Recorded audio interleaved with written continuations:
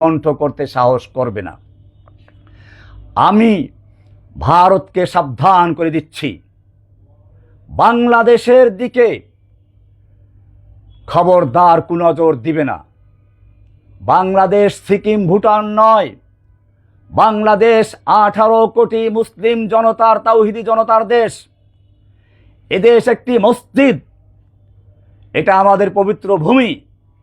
এদিকে যদি চোখ তুলে তাকাও, সে চোখ উপড়ে ফেলা হবে। এদিকে যদি পা বাড়াও, সে পা ভেঙে দেওয়া হবে। এদিকে হাত বাড়াও, হাত কেটে নেওয়া হবে। যদি বাংলাদেশের দিকে এক পা বাড়াও, আমরা 7 সিস্টারকে বলে দেব, চায়নাকে বলে দেব, চিকেন নেক বন্ধ করে দাও। 7 সিস্টারকে স্বাধীনতার আন্দোলনে ঝাঁপিয়ে পড়তে বলো। কাশ্মীরকে বলবো, তোমরা স্বাধীনতার জন্য তৈরি হও। पाकिस्तान अफगानिस्तान से मैं कहता हूं कि तुम कश्मीर के साथ मदद करो, कश्मीर के आज़ादी के लिए काम करो। আমরা পশ্চিমবঙ্গের মমতা ব্যানার্জিকে বলবো, আপনি বাংলাকে মোদির রাজত্ব থেকে মুক্ত করে স্বাধীনতা ঘোষণা করুন। এভাবে ভারতের প্রত্যেকটা প্রদেশ, খালিস্তানি সেই শিখদেরকে বলবো, তোমাদের সময় এসেছে, এখনই তোমরা স্বাধীনতার ডাক দাও। সারা অঞ্চল থেকে এই হিন্দুত্ববাদী আন্দোলনকে ধ্বংস করে দিয়ে, ভারতকে টুকরো টুকরো করে দিয়ে ইনশাআল্লাহ এই তাওহিদি জনতা দিল্লির মসনদ পর্যন্ত আবার দখল করবে। সুতরাং আমি ভারতকে বলবো, বাংলাদেশকে নিয়ে বাড়াবাড়ি করো না। জসিমউদ্দিন রহমানিকে নিয়ে বাড়াবাড়ি করো না। জসিমউদ্দিন রহমানি কোনো জঙ্গি নয়, তোমরা তাকে জঙ্গি বানিয়েছ। তওবা করো, হাসিনার থেকে দূরে থাকো, নতুবা হাসিনা নিজেও পচেছে, তোমাদেরকে পচাবে। হাসিনা নিজেও পচেছে, মুক্তিযোদ্ধাদেরকেও পচিয়েছে বাংলাদেশে। আজকে মুক্তিযোদ্ধাদের নাম শুনলে মানুষের সেই আগের শ্রদ্ধা নেই। কে পচালো? হাসিনা পচিয়েছে। বঙ্গবন্ধুর নাম হাসিনা পচিয়েছে। এখন বঙ্গবন্ধু একটা হাস্যকর বিষয়। শেখ মুজিবের মূর্তির গলায় রশি লাগিয়ে ক্রেন দিয়ে টেনে ফেলে দিয়েছে। এত চরম অবমাননা হাসিনার কারণেই হয়েছে। তাই ভারতকে বলবো, হাসিনাকে নিয়ে আর নাচানাচি করো না। হাসিনাকে নিয়ে যত নাচানাচি করবে, বিশ্বে তোমার ভাবমূর্তি ততই নষ্ট হবে। এদেশের জনগণ কোনো অন্যায়ের সামনে মাথা নত করে না। অন্যায় যারা করে এবং অন্যায়কে যারা প্রশ্রয় দেয়, তাদের অপরাধ একই। সুতরাং ভারতকে আমরা বলবো, তোমরা অন্যায়ভাবে এই জালিম শাহীর আর সমর্থন করো না। এদেশের মানুষের সঙ্গে শান্তি শৃঙ্খলার সাথে ঐক্যবদ্ধভাবে কাজ করো, তবেই তোমরা আমাদের সাথে আবার মিলেমিশে কাজ করতে পারবে। আমরা ভারতের সঙ্গে সংঘাত চাই না, আমরা চায়নার সঙ্গে সংঘাত চাই না, আমরা আমেরিকার সাথে সংঘাত চাই না, ইউরোপের সঙ্গে সংঘাত চাই না। আমরা এদেশের শান্তিপ্রিয় মুসলিম দেশ, আমরা ইসলাম চর্চা করতে চাই, ইসলামের বিজয় চাই, কিন্তু কারো সাথে সংঘাতে জড়াতে চাই না। কিন্তু যদি আমাদেরকে চ্যালেঞ্জ করা হয়, আমাদের প্রতি যদি অবজ্ঞা করা হয়, আমাদের দেশে যদি বিশৃঙ্খলা সৃষ্টি করা হয়, তাহলে এদেশের তাওহিদি জনতা যেভাবে হাসিনার বিরুদ্ধে ফুঁসে উঠেছে, ঠিক সেভাবেই বাংলাদেশের স্বাধীনতা রক্ষার জন্য, বাংলাদেশের ইসলামকে রক্ষা করার জন্য এদেশের তাওহিদি জনতা ঐক্যবদ্ধভাবে মাঠে নেমে তোমাদের মোকাবেলা করবে। এবং সেদিন বেশি দূরে নয়, যেদিন তোমাদের দেশকেও টুকরো টুকরো করে দিল্লির শাহী মসজিদে আবার তাওহীদের পতাকা পতপত করে উড়বে। আমি বর্তমান সরকারকে বলবো, এই সরকার অনেক ত্যাগ তিতিক্ষার মাধ্যমে এসেছে, দেশ নতুন করে স্বাধীন হয়েছে। সুতরাং হাসিনার তৈরি করা কাটা ছেঁড়া সংবিধান পরিবাদ দিয়ে একটা সম্পূর্ণ বাংলাদেশের মুসলিমদের চেতনার সাথে মিল রেখে নতুন করে একটি সংবিধান তৈরি করা। 2, একটি জাতীয় সঙ্গীত, এদেশের জাতীয় কবি মুসলমান, যেই লোকটা, যেই কবি বাংলাদেশের স্বাধীনতাকে মেনে নেয়নি, ঢাকা বিশ্ববিদ্যালয়কে হওয়ার বাধা সৃষ্টি করেছিল, সেই কবির গান বাংলাদেশের জাতীয় সঙ্গীত হতে পারে না।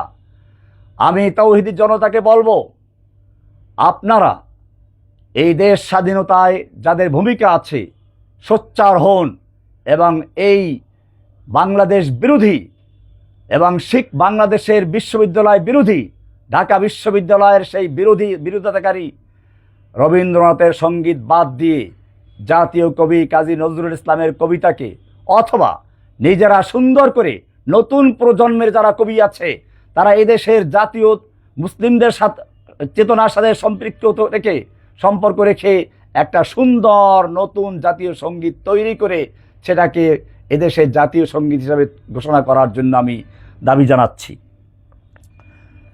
3, হাসিনার সময় বিভিন্ন আইন তৈরি করে এদেশের মুসলিম জনতাকে দাবিয়ে রাখার চেষ্টা করা হয়েছিল। 57 ধারার আইন, সন্ত্রাস বিরোধী আইন, আইসিটি আইন, বিভিন্ন আইন করে এই কালো আইনের মাধ্যমে যেই তার বিরুদ্ধে কিংবা ইসলামের পক্ষে কথা বলেছে তাদেরকে সন্ত্রাসী বানিয়ে গুম খুন করে প্রতিশোধ নিয়েছে, এই সব কালো আইনগুলো বাতিল করা হোক। হাসিনা আমলে যে সমস্ত মুসলিম ওলামায়ে কেরামদেরকে, নেতৃবৃন্দকে, কর্মীদেরকে বন্দী করা হয়েছে, এখনও যারা বিনা বিচারে জেলখানায় পড়ে আছে, সমস্ত মামলাগুলো প্রত্যাহার করে তাদেরকে বের করে বাংলাদেশের সেনাবাহিনীতে, পুলিশে ভর্তি করাবার জন্য আমি জোর দাবি জানাচ্ছি। এখানে আমি আরও একটা কথা বলে দিই, এই নতুন দ্বিতীয় স্বাধীনতা যুদ্ধে, মুক্তিযুদ্ধে যারা প্রাণ দিয়েছে অথবা আহত হয়েছে, তাদের পরিবারের যোগ্য কোনো লোক থাকলে তাদেরকে পুলিশে, সেনাবাহিনীতে অথবা সরকারি অন্য কোনো চাকরিতে যোগ্যতা অনুযায়ী ভর্তি করাবার জন্য জোর দাবি জানাচ্ছি। এবং যারা আহত হয়ে বিভিন্ন হাসপাতালে রয়েছে, কারো চক্ষু চলে গেছে, কারো হাত চলে গেছে, কারো পা চলে গেছে, এদের প্রত্যেকের সুচিকিৎসার ব্যবস্থা করা এবং তাদের পরিবারকে ক্ষতিপূরণ দেওয়া।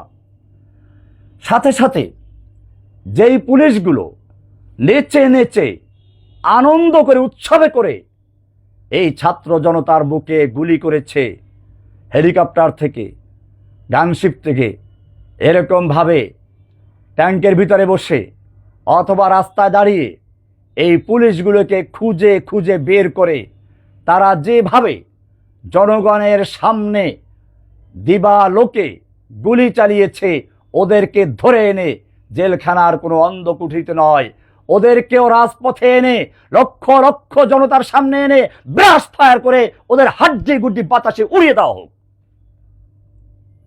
ওদের জন্য কোনো ক্ষমা নেই।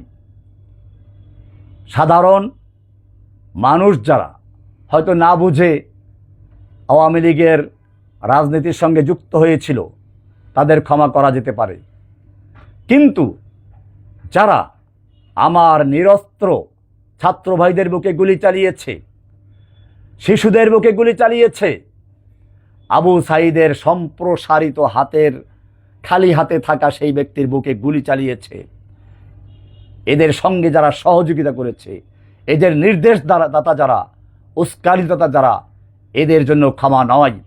এদেরকে ধরে এনে জনসমক্ষে বিচার করে এবং জনসমক্ষে এদের বিচারের রায় কার্যকর করার জন্য আমি জোর দাবি জানাচ্ছি। 4, জাতির পিতা নাম দিয়ে আর এক স্বৈর শাসককে জাতির পিতা বানিয়ে বিভিন্ন জায়গায় মূর্তি তৈরি করা হয়েছিল, বিভিন্ন স্থাপনার নাম দেওয়া হয়েছিল, সব জায়গা থেকে মূর্তিগুলোকে সরিয়ে দিয়ে তার জায়গায় বঙ্গবন্ধু নয়, জাতির পিতা ইব্রাহিম আলাইহিস সালামের নাম অনুসারে সমস্ত স্থাপনাগুলোর নামকরণ করা হোক। যত জায়গায় জাতির পিতা রয়েছে সেখানে জাতির পিতার জায়গায় সেই স্বৈরাচারী বঙ্গবন্ধুর নাম বাদ দিয়ে সেখানে ইব্রাহিম আলাইহিস সালামের নাম পুনঃস্থাপিত করা হোক। এমনিভাবে বর্তমানে সরকারি চাকরিতে অনেক পদ খালি রয়েছে। কওমি মাদ্রাসার ছাত্ররাও এই আন্দোলনে ব্যাপকভাবে অংশগ্রহণ করেছে, আহত হয়েছে, নিহত হয়েছে। তাই আমার জোর দাবি থাকবে তাদের এই ত্যাগকে মূল্যায়ন করে তাদের মধ্যে যারা যেভাবে যোগ্য, বিভিন্ন স্কুল কলেজে শিক্ষক হিসাবে নিয়োগ দেওয়া, যারা প্রশাসনে ঢুকতে চায়, পুলিশে যেতে চায়, সেনাবাহিনী যেতে চায়, তাদেরকে সেখানে সুযোগ করে দেওয়া। বিশেষ করে এদেশের যে শিক্ষা ব্যবস্থাকে এমনভাবে সাজানো হয়েছিল যে ইসলাম এর সাথে যেন বিদ্বেষ তৈরি হয়, তার মোকাবেলা করার জন্য আমি বলবো স্কুল কলেজ ইউনিভার্সিটি থেকে প্রাইমারি থেকে শুরু করে ইউনিভার্সিটি পর্যন্ত সব জায়গায় ধর্মীয় শিক্ষকের পদে কওমি মাদ্রাসার ওলামায়ে কেরামদেরকে বসানোর জন্য জোর অনুরোধ জানাচ্ছি। আলিয়া বা অন্য অন্য মাদ্রাসার ছাত্র আলেম যারা, তাদেরকেও প্রশাসনের বিভিন্ন যোগ্য জায়গায় স্থান করে দেওয়ার জন্য আমি জোর দাবি জানাচ্ছি।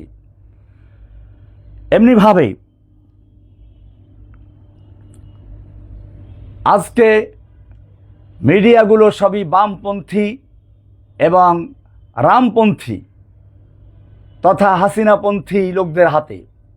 এক্ষেত্রে ইসলামী চেতনায় বিশ্বাসী, বাংলাদেশের স্বাধীনতায় বিশ্বাসী এরকম মিডিয়া তৈরি করা, বিভিন্নভাবে তাদেরকে সাহায্য করা, এটা এই সরকারের জন্য খুবই জরুরি। ইসলামী অর্থনীতি, মুশারাকা, মুদারাবা এসবকে সামনে রেখে জনগণের মধ্যে ক্ষুদ্র ঋণ প্রকল্প চালু করা যায় কিনা, সেক্ষেত্রে যেহেতু আমাদের বর্তমান প্রধান উপদেষ্টা ডক্টর মোহাম্মদ ইউনূস সাহেব সারা বিশ্বে একজন প্রথিতযশা অর্থনীতিবিদ হিসাবে খ্যাত রয়েছেন, আমি তাকে অনুরোধ করব আপনি আরেকটু গবেষণা করুন। আপনি এখন পিছনে যাই গেছে, এদেশের জনগণ সব ভুলে গিয়ে আপনাকে মাথার মুকুট হিসাবে গ্রহণ করেছে। আপনার এই সম্মান, আপনার এই মর্যাদা আপনি যাতে স্থায়ীভাবে ধরে রাখতে পারেন, সেজন্য আপনাকে আহ্বান করব, আপনি যেহেতু অর্থনীতিতে অত্যন্ত পারদর্শী, আপনি ইসলামের মুশারাকা, মুদারাবা এই সব বিষয়গুলো গবেষণা করে যদি ইসলামী অর্থনীতির কায়দায় সেই গ্রামীণ ব্যাংক বলেন, অর্থাৎ প্রান্তিক মানুষের কাছে আগে যেভাবে সুদভিত্তিক অর্থনীতির চাকা পৌঁছে দিয়েছিলেন, আমি বলবো আপনি যদি আরেকটু চেষ্টা করেন তাহলে আশা করি এদেশের একেবারে গ্রামে গঞ্জে পর্যন্ত আপনার মাধ্যমে ইসলামী অর্থনীতির সেই সুফল ভোগ করতে পারবে দেশের জনগণ। সেটা যদি চালু করতে পারেন, আপনাকে দেশের মানুষ, মুসলিম তৌহিদি জনতা বুকে তুলে নেবে।